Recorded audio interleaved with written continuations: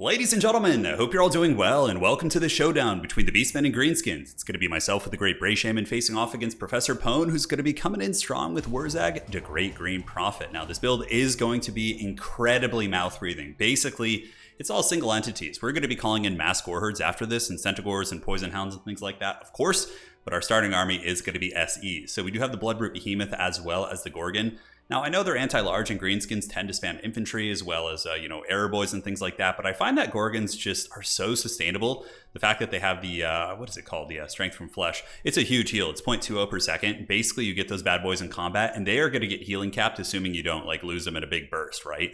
So yeah, 11,000 HP on this one. Yeah, 10.8 on this one. They both have the same. It's insane. Their grinding power, their ability to cause terror routes. And what you do is you move them into the Greenskin blob. The Greenskins surround them. And then you use the Great Bray Shaman of the Wild to cast Traderkin on top of them, which is a big AoE damage spell. And it's a very nasty combo.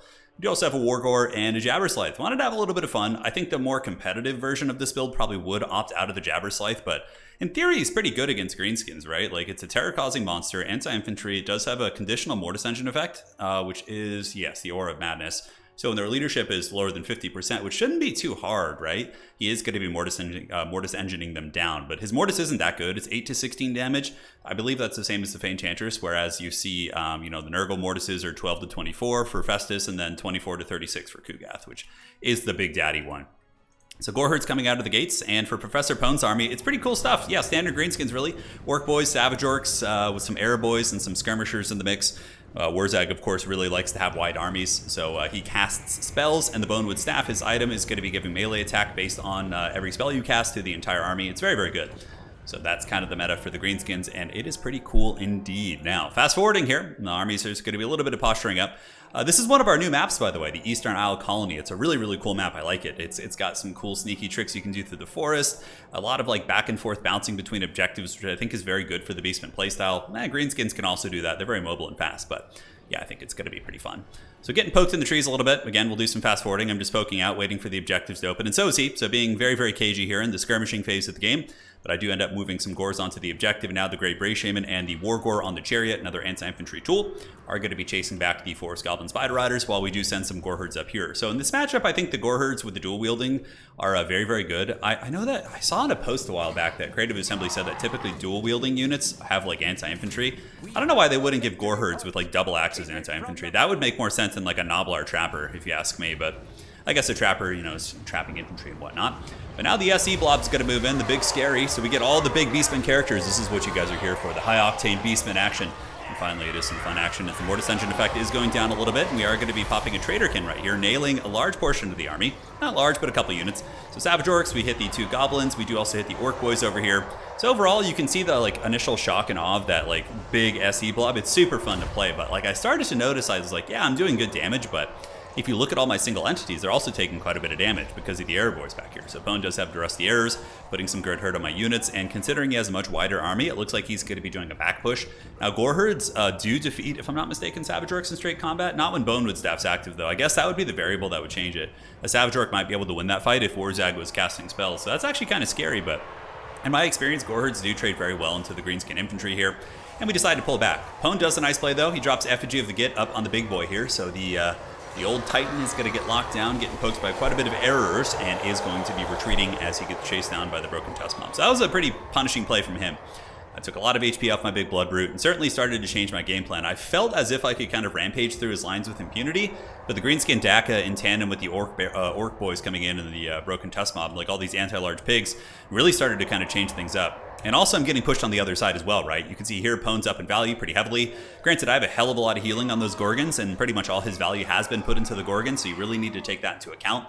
But the Goreherds, trading pretty well against 2 units, mind you, but probably will end up losing that eventually, so I have to peel one of my Goreherds over here to protect that while we continue fighting here. So this is when I first started to feel like I was losing this game. I was like, okay, I need to rethink my game plan. Grinding on this objective when Pone has this really nice defensive concave of errors, as well as Broken Tusk Mob and anti-large pigs preventing me from diving the errors, is really, really tough here. So yeah, a lot of damage going down, Bloodroot Behemoth getting poured on, and I do decide to send in the Wargore. I was like, okay, let's use this guy as a bit of a distraction Carnifex while we maybe grind some value out in the front and break through the infantry. So what I do is I send in the Wargore knowing he's going to get surrounded, and then we're going to be popping some fat Traderkins to try and punish the blob. Don't know if it's worth it. He's not a cheap character. He's I think around 1,000 with the kit that I brought. He does also have the Will of the Dark Gods, which is a melee defense buff for your monsters and anyone that's near him, so probably should keep him with the blob. But even still, we are going to be getting a fat Traderkin. Good Wah from Pone. The Wah goes down in the valley. Things are getting crunk. We're still fighting over here. And the old Gore Herds, yeah, they lose 2v1, especially with the Wah and the Bonewood Staff. You're not going to have a good time versus Greenskin Infantry for sure. But Hounds with the rear charge here, trying to break the leadership with the Greenskins, and also some Gore Herds try a little bit of a flank as well. So hopefully we'll be able to break that position, start to win on that side. And we do get the Traderkin right here. So it hits a lot of units. But at the end of the day, it didn't feel worth it. I sent in a full health Wargore, and that bad boy really got pounded there super hard. Trying to sneak some Hounds in, but he was watching. He had some pigs nearby. You can see the Savage Orc Warboy Biggins right there. So there was pretty much no chance my Warhounds were going to get in. So I decided to pull them over to this fight. But the Savage Orcs, man, with Wurzag's blessings, you can see the Bonewood Staff is pretty much always on them. He's been casting spells nonstop. It's been incredibly tough to stop, ladies and gentlemen. Incredibly tough to stop. So Gore Herds moving on up, getting ready to bump and grind, and yeah, they'll be doing some damage. They do hit hard, have a decent charge bonus of almost 30. Good stats, but this is a lost cause, and I realize it. So I'm like, okay, we're not going to win in a head-up fight. We are down quite a bit in value, but, you know, you got to look at the other variables. So these Blood Brutes still are alive, or these Behemoths, I should say, and Gorgons. And they have a lot of, room left on their healing caps. I'm like, okay, it's not as bad as it looks. So let's just kind of keep scrapping, looking for little value trades while we can, and start to maybe play the other side a little bit. So that's going to be the idea. While we do get the 2 anti-large monsters to just overwhelm the Broken Tusk Mob, and they should be able to, especially with the Jabberslite there, dropping Mortis Engine, but you can see their leadership keeps fluctuating up and down. He also gets a nice round of the Gore Herds. These guys not going to be long for this earth. These Savage Orcs doing a lot of work, and even basic Orc Boys are honestly pretty good fighters. They do have, I think, 34 weapon strength, if I'm not mistaken, and if you augment their melee attack with Bonewood Staff, they become like a whole tier unit, like better. It's very strong. Couple Savage Orc Warboy Biggins getting into the backfield, but overextending against the Beastmen is a dangerous game, ladies and gentlemen, as Centaurs do get in there, get a nice surround.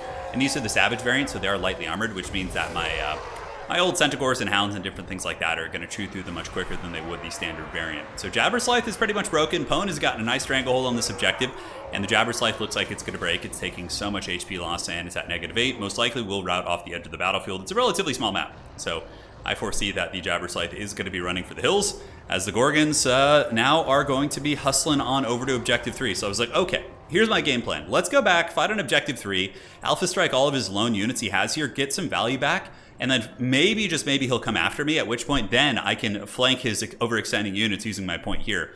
Or I could bounce over to Objective 2, right? Most of his army is a little bit more static, I should say, like speed within 30 to 35, whereas my entire army pretty much is like, over 40 speed. It's very quick, so I can maneuver around. So what we do here is we get the Centaurs, going to be doing a full flank on the Swamp Things. We get the Bray Shaman on the Chariot moving in, but it gets a little bit ahead of itself as more Centaurs do flank for his back objective. So you can see we're getting a little bit sneaky, going to be trying to steal his point here, which should be somewhat possible. Greenskins, rapid response units, I guess would be Orc Warboys, sometimes Squigs, but I think most of his Orc Warboys are on the battlefield or being used, so I don't know how many he's got in reserve. But now we get the big, the Blood Brute. Yeah, it's in there, man. Anti-large doing Corn proud as the Gorgons just keep cleaving away. We get a nice sandwiching charge with the Centaurs, which is going to be breaking the troll leadership. The Swamp Things are still trolls. Even though they're immune to terror routes because they themselves cause terror, they still can be broken off pretty quickly. And another Traderkin going to be going down. That's a juicy one right there as it hits that entire blob. And now the Greenskins are moving in. So we see Orc Boys as well as... those are Orc Biggins? Yeah, really good choice. Orc Biggins, in my opinion, are one of the better... As I was saying, I think that Orc Biggins are one of the better techs against Beastmen because of the prevalence of large units that they like to bring to the table. So Blackhorn Ravagers moving up, trying to hold this back objective, but we do get a little bit sneaky back here. Our 2 Centaurs intercept the Squig Herds that came to respond to our point, and a couple Orc Boys moving on as well. But Centaurs being cavalry units do have 4 capture weight plus Hounds, which I think are 3, if I'm not mistaken. So it is going to be more than his 2 Orc Boys here. So if I can just break these Squigs off the objective, fight a little bit longer, there's a good chance I can wrestle objective number 2 here. So we're going to be trying our best. Now back on Objective 3, this is like, I started to feel the turning of the tide a little bit. Not that I was like gonna win the game yet, but it was more even now. The value difference was less, about 1,500, and with my healing taken into account, that felt pretty good. He does have a little bit of healing on his trolls. He's got some stone trolls here, as well as the Swamp Things, but they all pretty much got broken off, if I'm not mistaken. And now the scrap of the old world does begin, ladies and gentlemen. Chaos Warhounds coming in, big flank here, breaks leadership all these units, and we do steal his back objective. So the Hounds, as well as the Centaurs, able to hold off the Orc Boys long enough to get the objective cap. And now what we're going to be doing is going to the other undefended Objective 1. This is something that I remember seeing, like, when the Beastmen were first added to Immortal Empires, I should say, Domination mode. I noticed that some people who did play Beastmen at a high level, not a lot of people play them these days, but bouncing between objectives with like Centaurs and Minotaurs and these like big monster squads seem to be very strong. And back here we see the trolls getting pounded and the values just getting closer and closer. Wurzag a little bit in enemy territory. and now we are going to be wrestling this objective. So Centaurs get here, they grab this bad boy, and we are still in a comfortable enough position where we can win on 2 points, right? So that's kind of the game plan. A couple Hounds going to be going after the Arrow boys here. Wurzag, you're going to be seeing the writing on the wall, and he is going to be fleeing the scene 100%. He is heading back to Objective 2, knowing that this is pretty much doomed. The Gore Herds are able to reinforce, and the Gorgons are just healing so much. Effigy have to get going down here, and he's going to be trying to get some good DPS. He does Effigy it, and the old Rusty Air is going to be dropping some bows on the Bloodroot Behemoth. But those things have a ton of HP. It's still at almost 6,000 HP, which is the same amount of HP that Karl Franz has, which is pretty insane. Those things are just straight up raid bosses that heal. I think Gorgons and Gore Herds, I think, are probably like the best units. Gore Herds on the, I guess Centaurs too. Yeah, Gore Herds, Centaurs, and Gorgons, I think, are probably the best units on the Beastmen roster, if I had to say. Speaking of, I'll be making a video on that relatively soon. But here we get more Orc Biggins coming in, and yeah, they're going to be chopping away at the Bloodroot Behemoth. More Broken Tusk mobs getting ready to get crunk and pile in there. Fist of Gork going down, really nice play. They're going to be getting a nice damage boost, and I do respond with the Traderkin trying to punish his blob, but one of my big boys is getting chipped down by all those high melee attack anti-large pigs that have got him surrounded. You can see his HP is diminishing. And on the backside, we've secured Objective 1. Our home objective is looking pretty secure as well, as we have several Gore Herd units clearing out the remnants of some Orc Biggins and some other Chaff units. We do also call in some more Gore Herds with the dual weapons from the Vanguard point here on the side to try and get there a little bit quicker. So I don't want to repeat the same mistake that the Greenskins made of overextending, right? So I kind of pull back here. I'm like, okay, let's just consolidate on our objective, make them dive into our territory. We have the burden of aggression is on him. He's the one who has to get in there, right? And we do a little bit of sneaky here, sending some Centaurs to just threaten the back cap, just be kind of annoying here, right? And force your opponent to allocate some resources to that. Gore Herd's moving in. Bray Shaman's still going like a champ, but getting a little bit low. Gorgon's still at 2,600 HP. The other one at almost 10,000, which is pretty brutal. Here we see some Savage Orcs making their way in to try and do battle with the Gore Herds. But the Greenskins are a faction that do kind of run out of steam a little bit in the late game. I still think Greenskins are like an upper mid-tier faction. I think they're very, very good. But they can peter out a little bit once the Winds of Magic runs out, right? Because then the Bonewood Staff isn't triggering as much, and there's a couple variables with leadership being an issue for them. You know, they don't have the best leadership. So as things get a little bit more messy, sometimes they can start to rout.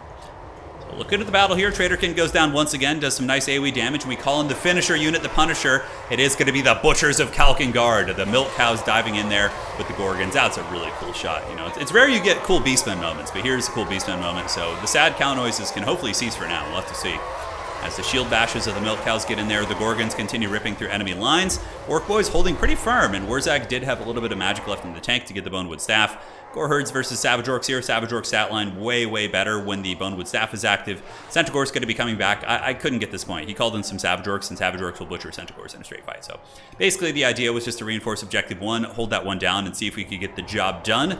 Here are a couple of Stone Trolls making their way in. They got their big beaten clubs as the Bloodroot Behemoths get big terror routes. So everything here pretty much should be a freebie on the back. And here on this side, it's looking pretty even for the most part, but Centaurs with flank might be able to break some leadership with the Squigs. We'll have to see. Gore Herds in a little bit of danger, but I do have more Gore Herds on the way, as well as Chaos Warhounds, which can be used to flank. Also, just provide capture weight if you need to. It's a very common tactic just to park like hounds on the edge of an objective just to get like quick capture weight. It's not what it once was. You guys remember the early days of Domination, how awful it was with like certain units just having like obscene capture weight, and yeah, it was bad. But we're moving up. We're going to press. I felt as if I was in a comfortable enough position with the value being even that I could press his home objective here. We do see Wurzag, the Great Green Prophet, trying to get this one locked down, but not going to work. Most of his reinforcements going to break. Nice Edbutt right there, or Brain Busta.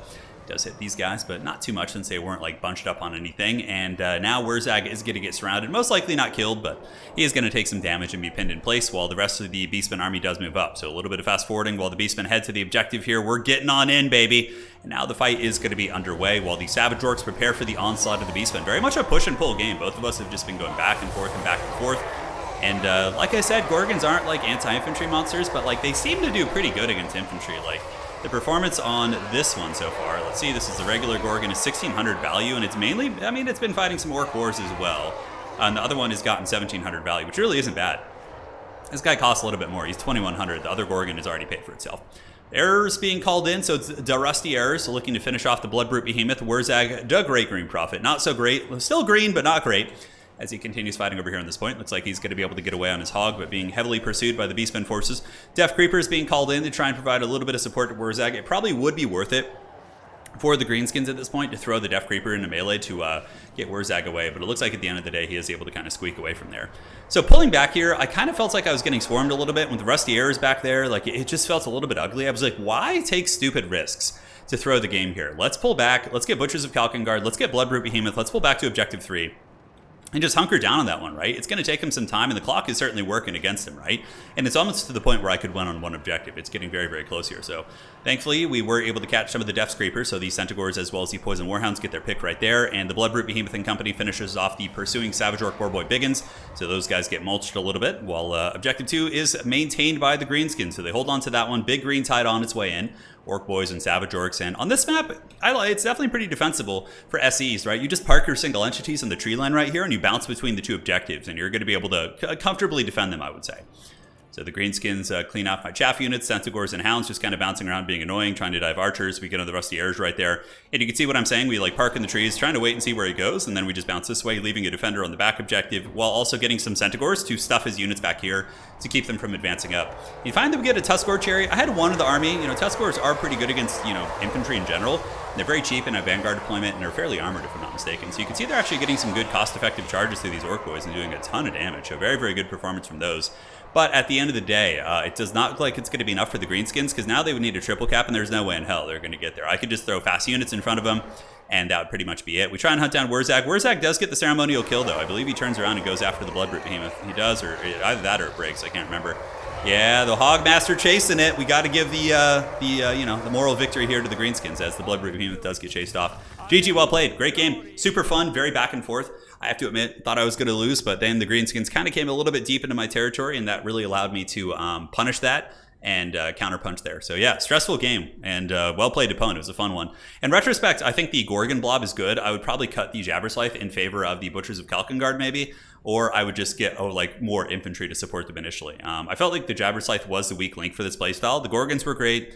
Traderkin was really good. The Wargor could have been better, but I threw him to his doom. I thought the Blob punishment would be better, but it wasn't worth it. So that was a potential throwing situation there, but thankfully we were able to kind of stabilize. And yeah, for Pone's build, it was pretty classic stuff. Yeah, you can see the Biggins doing well. I think mixing in just more anti-large stuff. Yeah, he had plenty of errors. It was a solid build. It was a good game, and he might have been able to win it too if he had just pushed me off the second objective and then falled back and just kind of had a split defensive as 2 points instead of pushing into me. I think he might have been able to win. GG, well played. See you guys next time, and that's it for today.